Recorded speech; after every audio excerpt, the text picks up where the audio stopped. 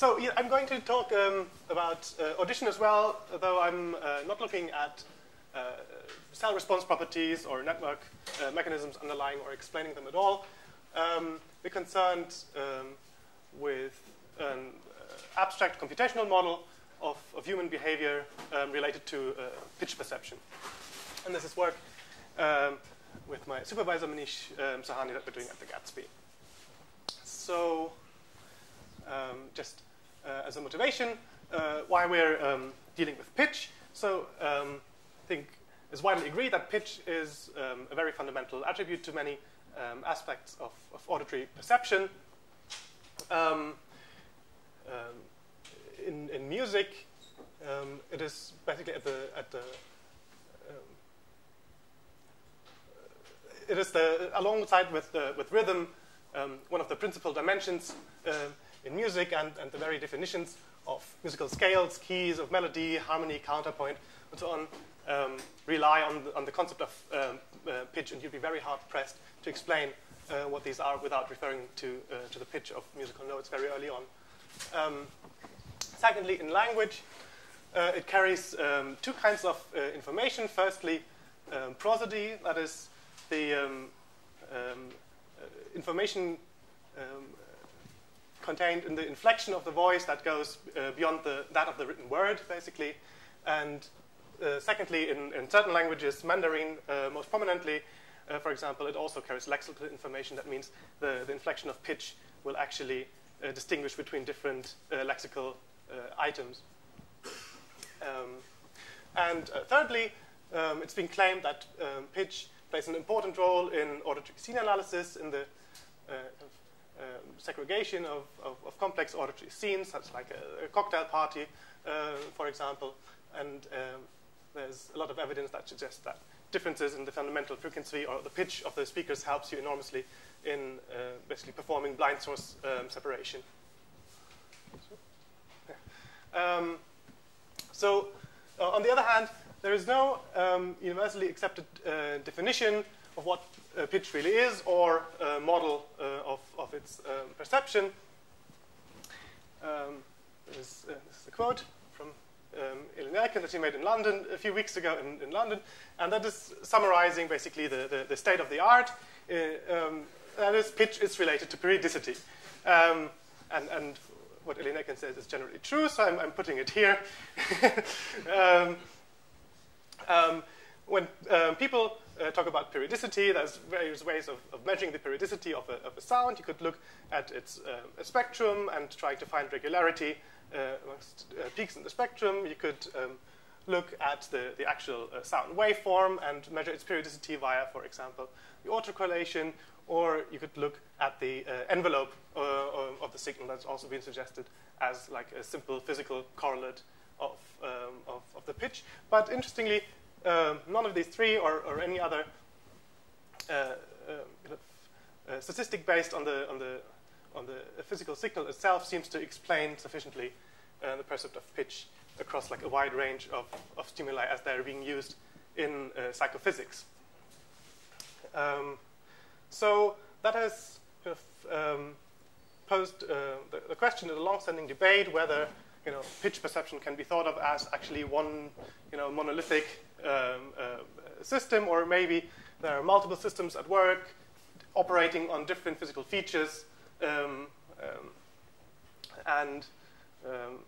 So this is what motivated us to get into this line of research, because of course, like a unified monolithic approach would in many ways be preferable than this multiple systems hypothesis, just from a point of parsimony.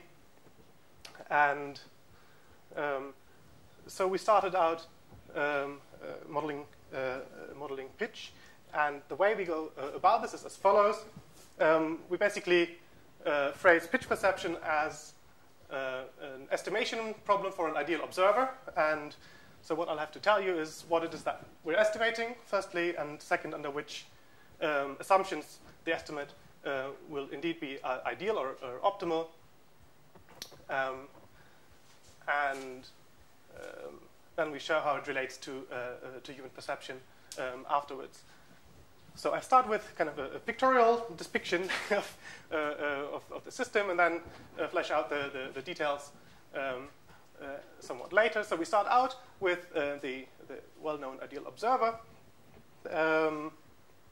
And the ideal observer lives in a world that is filled with sounds that look a bit like this. Like the example waveform. These sounds are like almost periodic, but not quite periodic.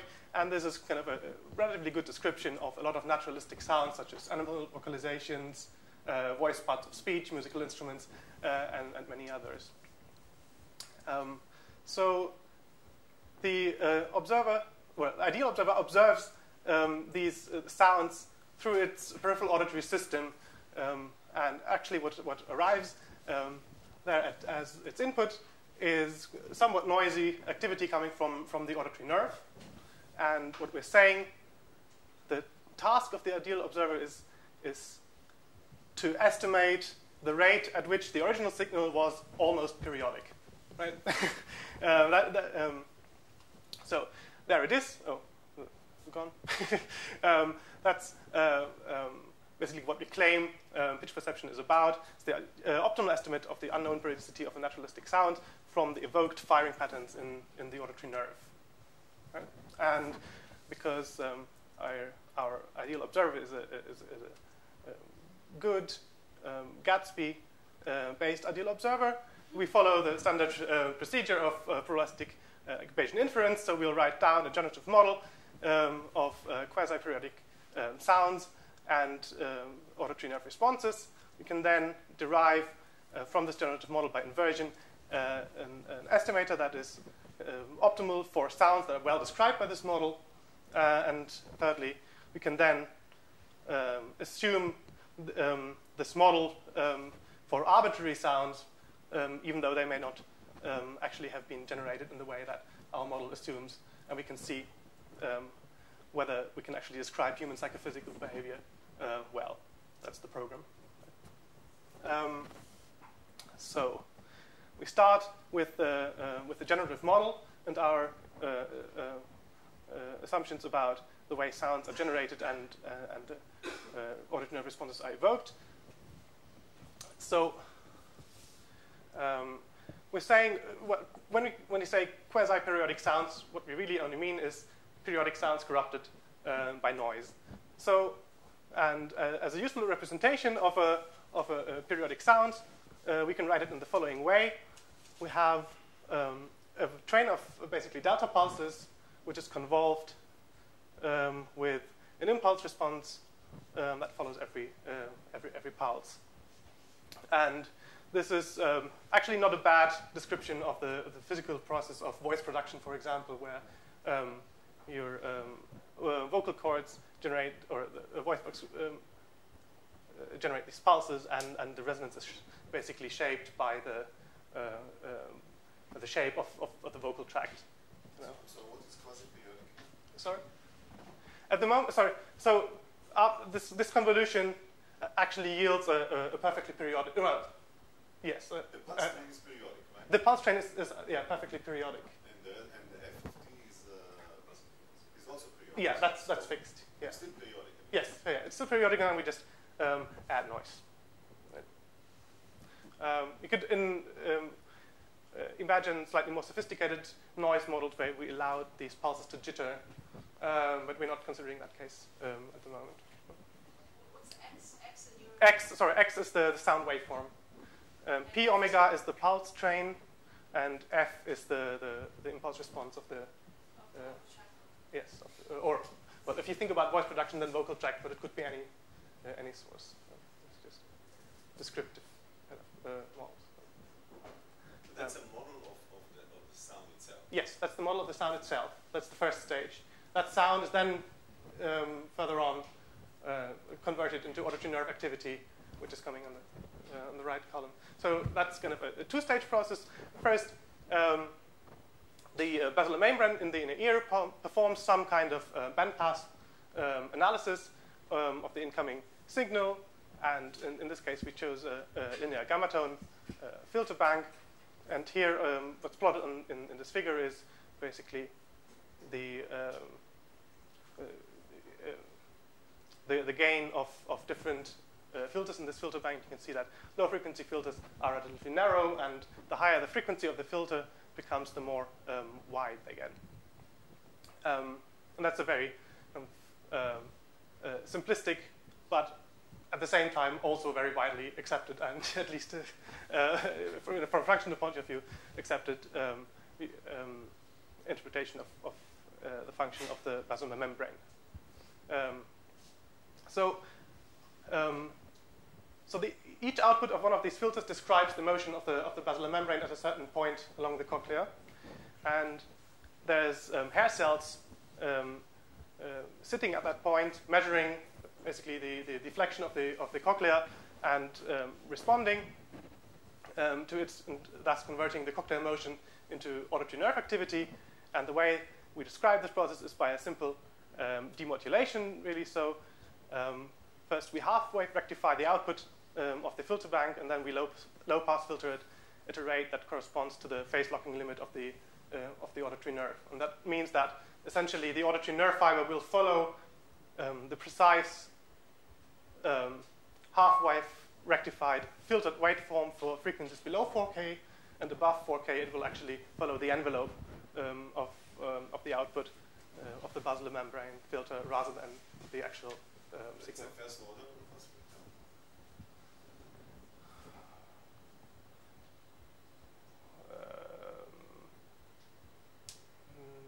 No. Sorry? How sharp cut? I think it's some 2 octaves, roughly. So it's relatively shallow. It's not a sharp decay. And if you look at auditory nerve response, it kind of starts decaying around 1K, and then at slightly above 4K, you have hardly anything left. So we have like a soft decay between, I don't know, 1.5 and 4.5K, I think. Right. So this is how we write it. This is AI is the firing rate of a single auditory nerve fiber. And what we have is firstly a convolution of the auditory waveform with a bandpass filter, half-wave rectified and low-pass filtered, and corrupted by further noise at this stage. Right. So this is basically the core of our generative model. So I just have to tell you what are our priors about the variables, namely the periodicity omega, the resonances f, and the 2 noise sources that we have. And we chose things as simple as we could. The periodicities are drawn from uniform distribution. That means we have a priori no preference for one pitch over the other, which is probably not true because in our environment there are certain pitches which are more common than others.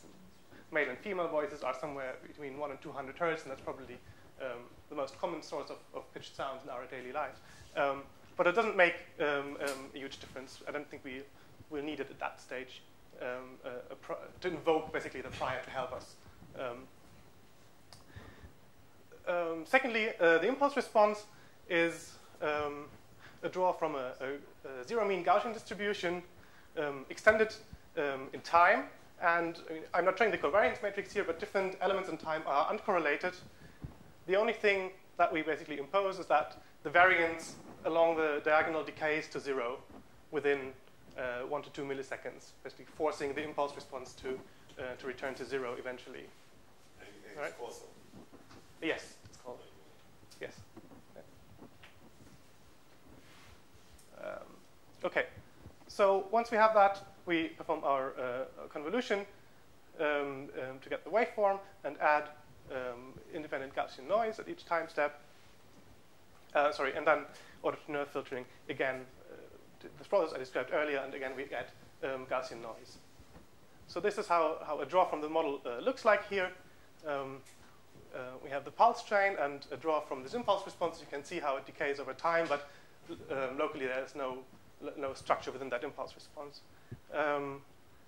Here is the waveform that we get out. It has this almost periodic look to it, but if you look closely, the peaks are slightly at different heights. And here is the output of a single auditory nerve fiber in red. What you can see in black is the filtered waveform before it's being demodulated. So this is the output of the basilar membrane filter, basically. And in red, you can see that because it's a high-frequency filter, the auditory nerve fiber picks up the envelope of that. Right? And if you look at the entire population, here we have time on the x-axis and center frequency of the auditory filter along the y-axis. You can see this activity pattern kind of over time, and you can see this periodic activity. Sorry? Can you go back to the previous? You had, yeah, here. Yeah. So you rectify the auditory nerve finding? We rectify the black waveform and low-pass filter it. That's the red. But AI can be negative? AI can be negative. It rarely is, because we don't use a sharp. So we use like a soft nonlinearity, which actually, even for like input 0, gives a slightly positive output, and it's very rare that the noise pushes us into like negative firing rates. But it is possible. It is not unthinkable that it happens. So there we are, and this is how like draws from the model sound like. So playing a little melody, if you want to call it that.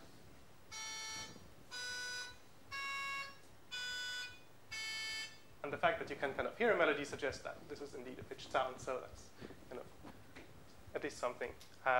Doesn't sound really pleasant. I wouldn't pay money for it, but it's a sound. So this is the generative model. How do we do inference, and how does it relate to human pitch perception? So to invert the model, we start off with an observed auditory nerve firing pattern, AI star.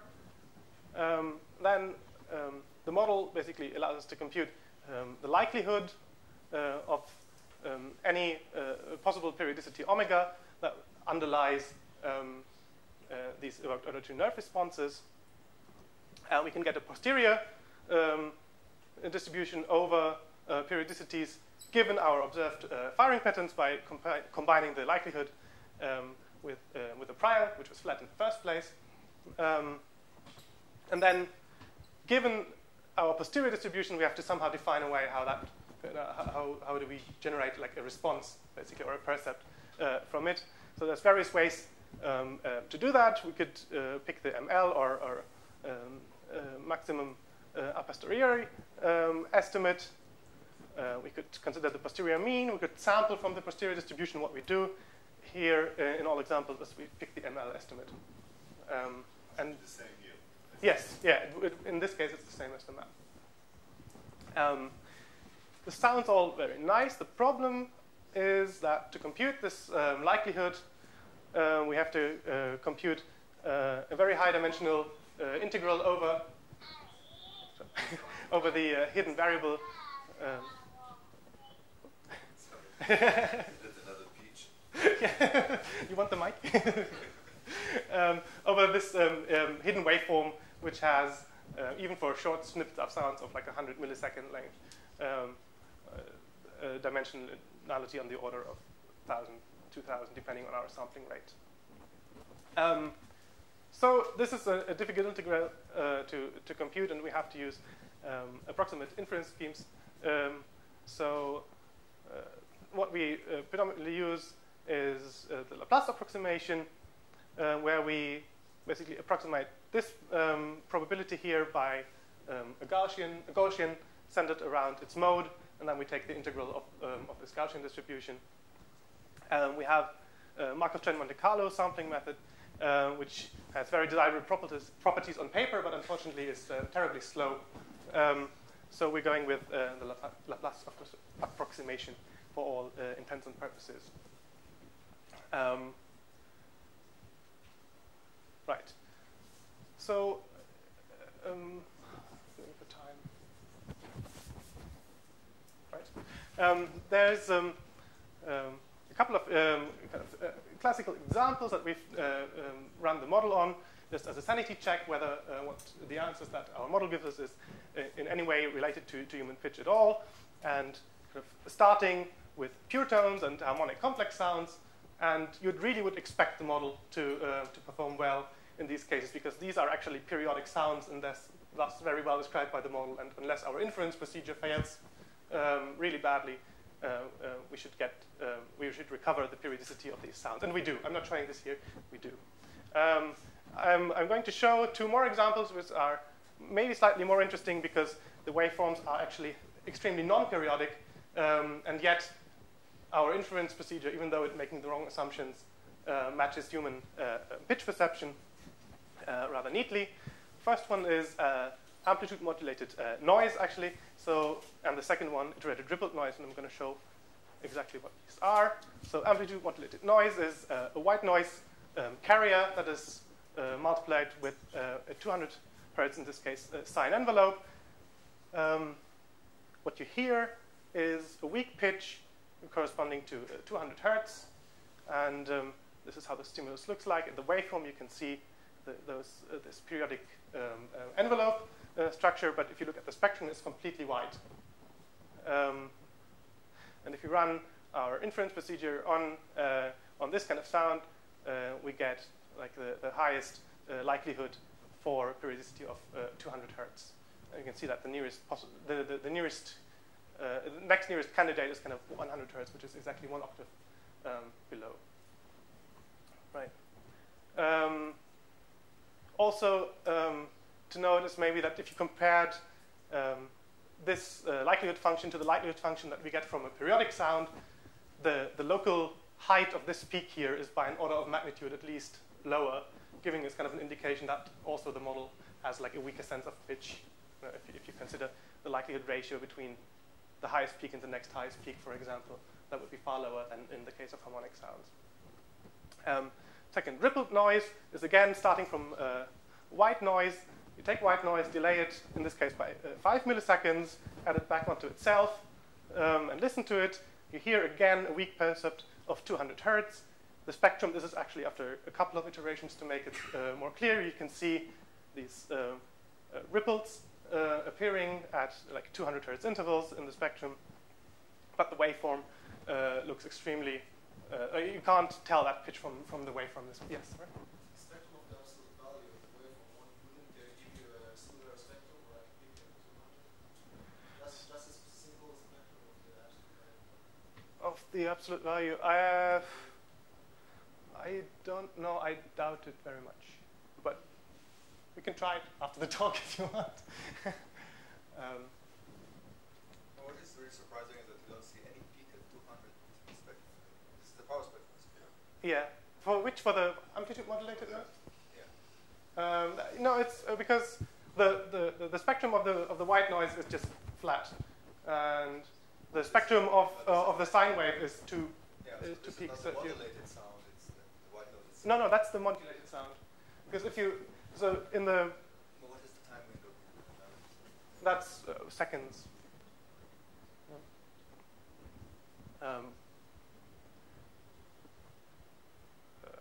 Yeah. So again, if we look at the pitch of that rippled noise stimulus, we again recover that periodicity of, well, not periodicity, but the inferred, best matching periodicity of 200 hertz. Right? Okay. So those were kind of some warm-up examples for the model. The trouble is we're not the first ones to attempt and succeed in predicting this kind of stimulus ensemble here, for example, with like a single model. So I'm going to show you first algorithmically much simpler model that basically gives the same predictions as our model, which is called the summary autocorrelation model.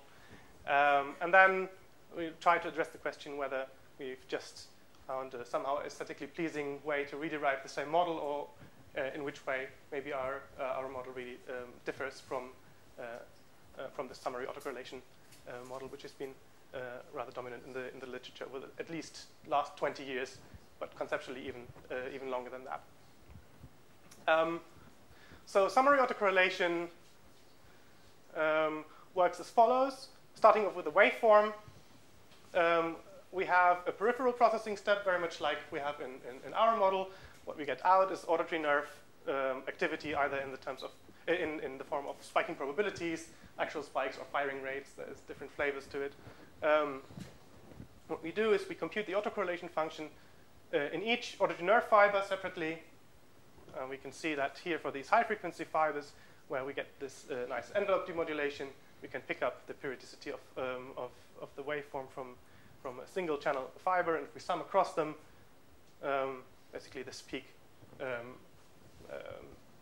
will show up as well, and then we pick the highest peak basically in this autocorrelation function, or maybe the first highest peak if there's ambiguity.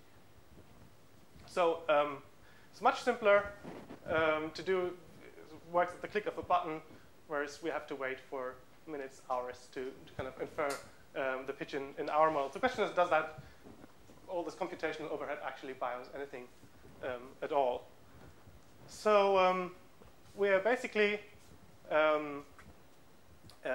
trying to devise like a stimulus that allows us to distinguish between our Bayesian model and summary autocorrelation model. And this is trying to exploit one core property of the model, which is, I call here, the kind of a sense of coherence. So in our model, if you want to assume a certain periodicity of the signal, you also have to infer a certain filter shape that is related to that, essentially.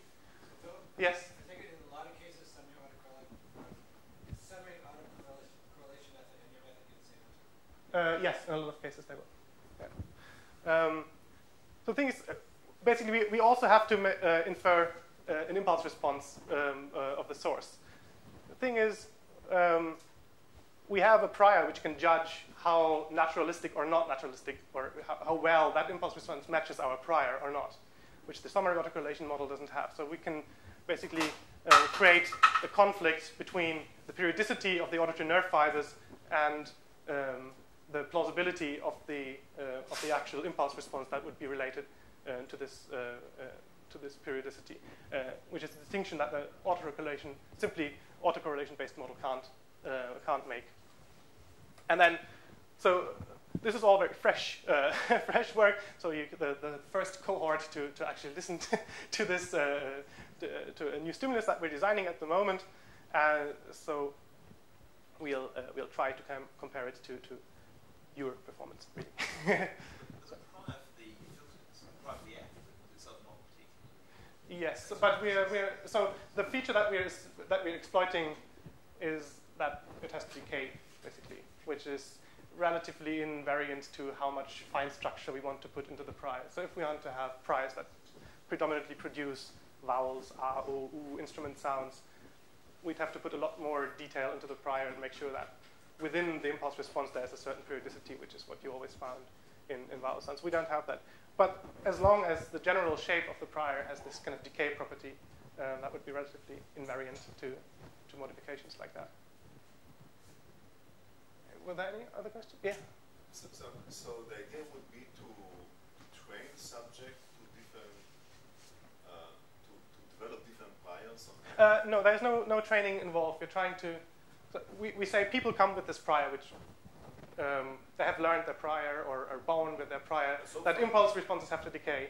And we're... but that's built in your model? Yes.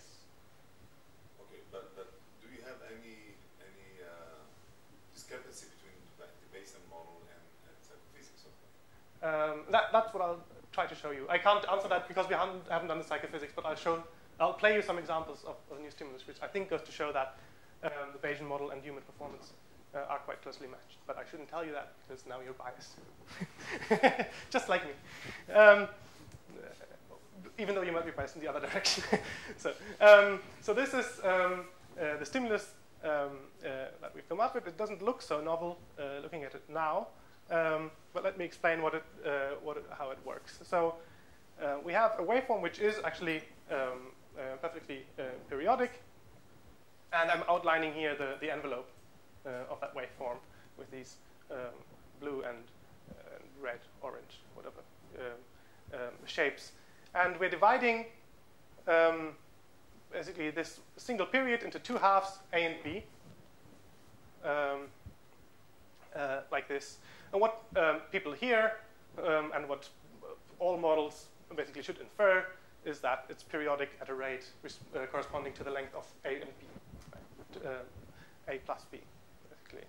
What we can do now is scale up the amplitude of the of every other B in the stimulus, for example. That will create like an ambiguity with regards to the periodicity. Well, it doesn't really create an ambiguity. Strictly speaking, the waveform is now periodic at a rate corresponding to 2 times A plus B. Right? The periodicity has doubled. But the question is, are we, or to which extent are we sensitive to that, or to which extent do we stick to the explanation that the periodicity is A and B? And basically, the idea is to trap the autocorrelation model into claiming this longer periodicity immediately, because it can't, it will immediately see that the self-similarity is now greater at this double periodicity. Whereas with the Bayesian model, we have a chance to reject that hypothesis, at least for a certain while. So this is the idea. We could either, when we see a waveform like that, explain it with a low periodicity, indicated with this click train here, that is convolved with an impulse response which looks something like this, which has these two peaks. Right? Or we could say, well, it's actually just a short impulse response and a faster click rate. And both come at a certain cost. Right? Here, we have the problem that we have to infer a filter which is atypical for our prior. And in this case, we have to recruit a lot of noise to explain the deviations at every other period of this short impulse response.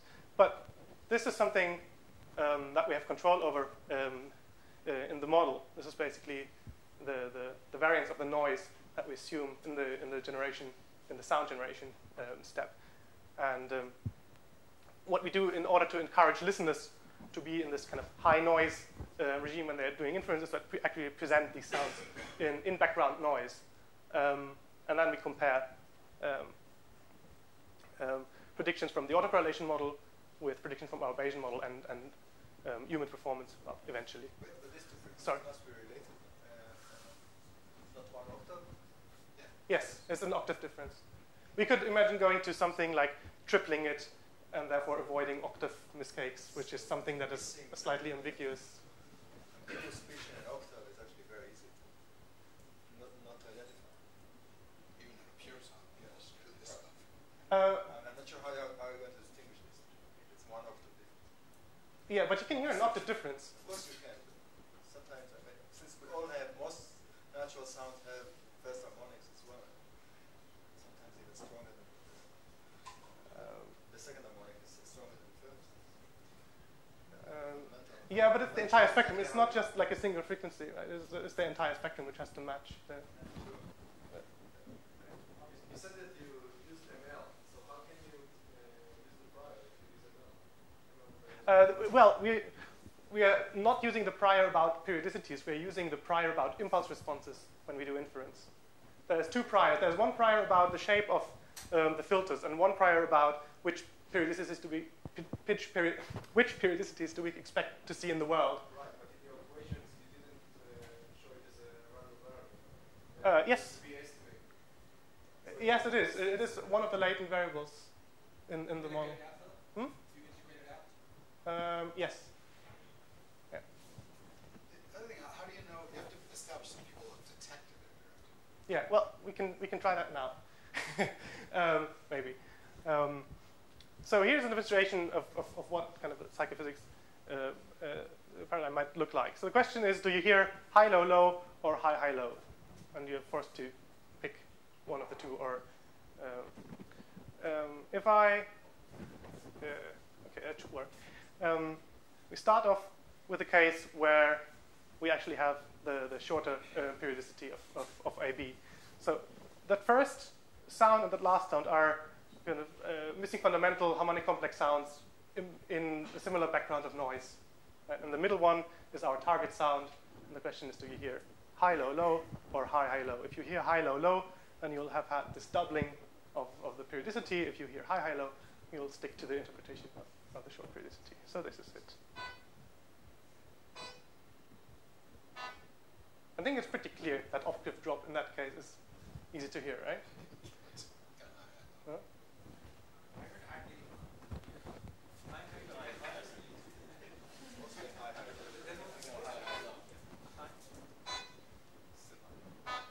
If anyone wants to sing that, wouldn't it be dum, dum, dum? Yeah, so then they have an octave difference in pitch, if you agree with that.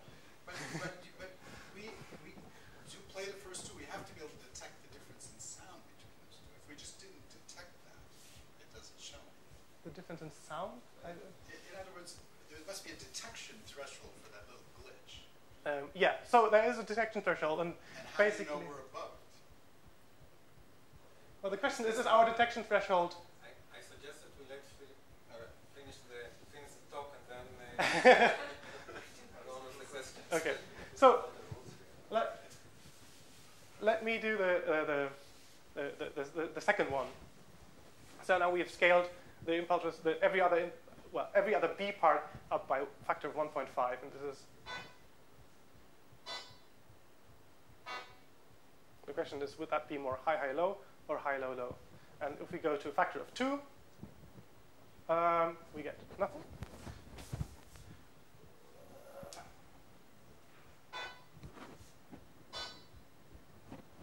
That was the factor of 2. The question is, does that still sound like high, high, low? I would argue it does. No. Do you always play the same sound? Every time you repeat the same thing? No, it's every triplet is the same, or every triplet is not? no. The middle one is our target sound. The first one is a complex. Every time triplet is the same Yeah, triplet. yeah. This is kind of frozen draws that I'm playing in the slideshow now. Okay. We should finish within about 3 minutes. Yeah, that'll do. So this is a bit unfortunate. So the very dark gray is either of the model responding high pitch. The light black is the model responding with low pitch.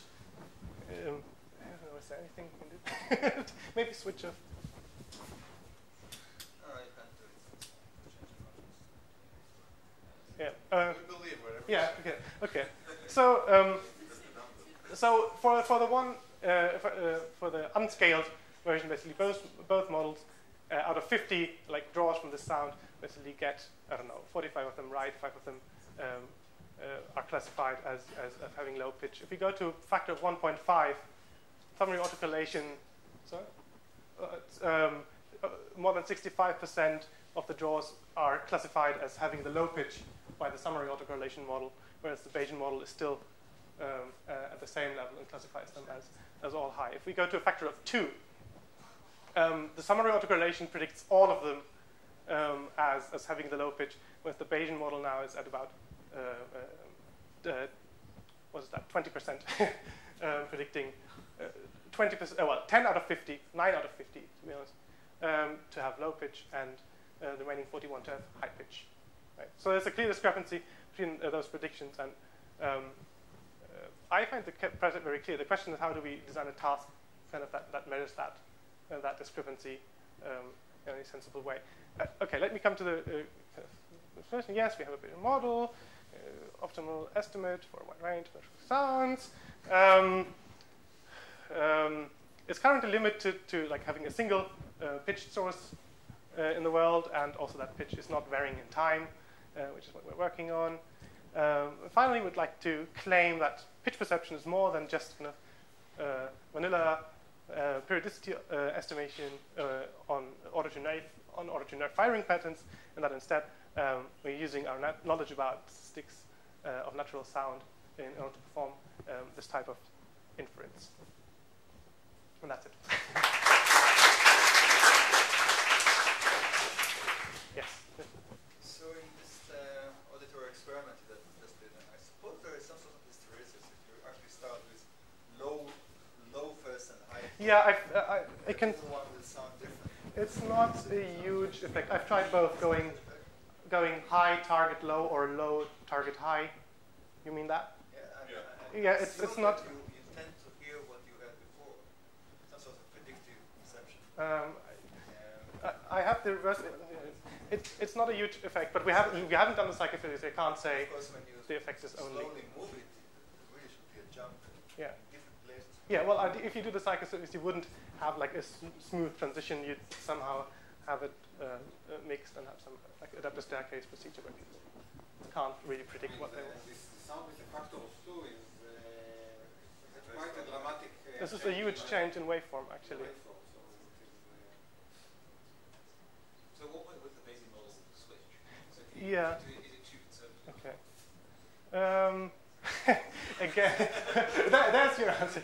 So at around 3, it starts to prefer the low pitch interpretation. At 5, it's pretty certain that it's low pitch. That's as far as I can go. That change happens somewhere around 2 and 3 for me. And your perception of the same things? Yes. Yeah.